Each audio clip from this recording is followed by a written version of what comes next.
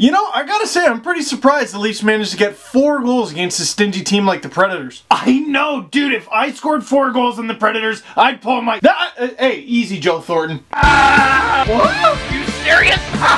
Mind blown. We need ideas. I'm dumb. Silly hard. We get to the game, please. Leafs win 4-0 against the Perds, aka the Nashville Predators. This game was a milestone because it was Jonathan Bernier's first shutout as a Toronto Maple Leaf. Probably his best game in a Leaf uniform so far. And he was needed in this one because the Leafs got outplayed hard in the first half. Too many penalties, getting outshot, hemmed in their own zone, letting Nashville play their very Nashville game. And the second half was pretty exciting. I know the Leafs were winning, so obviously I would think that, but there were chances going both ways. The first half, though, if there's any Hawks fans watching, Blues fans, Red Wings fans, anyone who was in the Central Division for the last, decade, you had to watch that 8 times a year? At Bloggy Salming had the tweet of the night on Twitter saying that watching Nashville play makes him wish for another lockout. Hey, if the Leafs played like that and they won, I'd love them. One of the biggest reasons for the Predators' success, Pekka Rinne. This is a jersey for Dynamo Minsk, the Belarusian KHL team that Pekka Rinne played for during the lockout. Oddly, Rinne, one of the greatest, most consistent goaltenders in the entire National Hockey League, during the lockout in the KHL, he was a sieve. There was one particular game against Malkin's team, Magnitogorsk. He allowed 7 goals and almost all of them sucked. The first 2 were because he just misplayed the puck behind the net. And the team they were playing, Magnitogorsk, had a top line of Evgeny Malkin, the KHL's leading scorer, Sergei Mazakin, and our boy Nikolai Kulemin. Dare I say, Rinne was a big reason this team didn't make the playoffs. But unfortunately for Minsk fans, once Rinne got back in the NHL, he was awesome right away again. And it just made watching the Leafs getting outshot and going, "K, I know Bernier is having a great game, but if this keeps up, I don't like his odds against Rinne." Enter JVR and Phil Kessel. I love both Phil Kessel and JVR. I like them together, but sometimes I prefer them apart.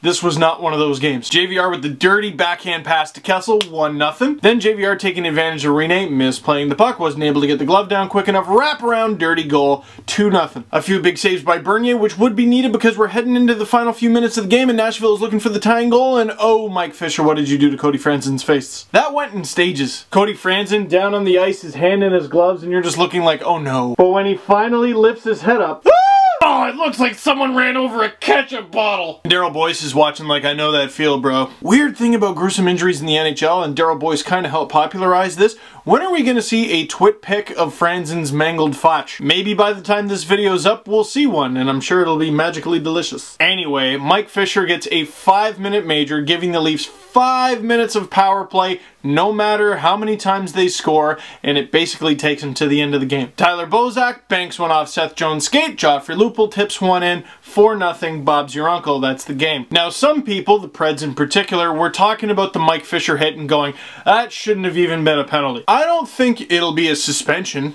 And dare I say, I don't think it should be a suspension because I don't think the intent to injure was there. And we're talking about a gritty player in Mike Fisher, but we're not talking about a dirty one. But, dude, numbers, right in the numbers. It was a bit of unfortunate placement because, I mean, he was right there at the curved glass, but right in the numbers, and it caused an injury bad enough to take Franson out of the game. Not the worst infraction I've ever seen, but an infraction nonetheless, and you leave that up to the ref's judgment, and he said, well, 5-minute major. And apparently Franson was smiling after the game, so that's good news. I'm really happy we won the game, you guys. So let me ask you what you guys think about that hit. Do you think it maybe shouldn't have been a penalty at all? 5-minute major, just right? Or maybe we should be looking at a suspension? I'm thinking just right, leave it at that. And now, Saturday night's game, the Leafs take on the Edmonton Oilers at the ACC. The Leafs next take on the Edmonton Oilers on October 29th in Edmonton, and if you're watching from there or you're going to be at that game for whatever reason,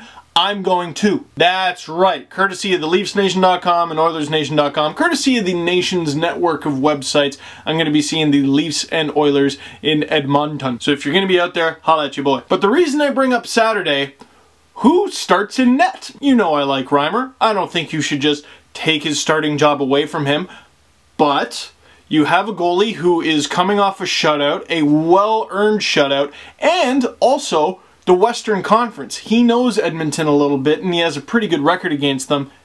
Jonathan Bernier, you gotta go with him. I like Reimer, I want what's fair, But in this situation, what is fair is letting Jonathan Bernier start. Who do you think should start in that game? And final thought, if you want to touch on it, what did you think of some of the new Leafs that debuted in this game? David Brohl, Josh Levo. Brohl had a pretty good tilt. Brohl's a guy who's categorized as a bit of a goon, but he's actually a pretty good player. And Josh Levo, recently on TheLeafsNation.com, we had him ranked 7th overall amongst Leaf prospects. I personally ranked him 2nd and 1st among Leaf forwards. Maybe I'm getting my hopes up, but I think this kid's pretty good. And he had a good debut. That's all for this one. Thank you very much for watching. And announcement, since I haven't posted it anywhere yet, the new Steve Dangle podcast is up. We recorded it during the Leaf game, so we don't talk any Leafs. That's what these videos are for.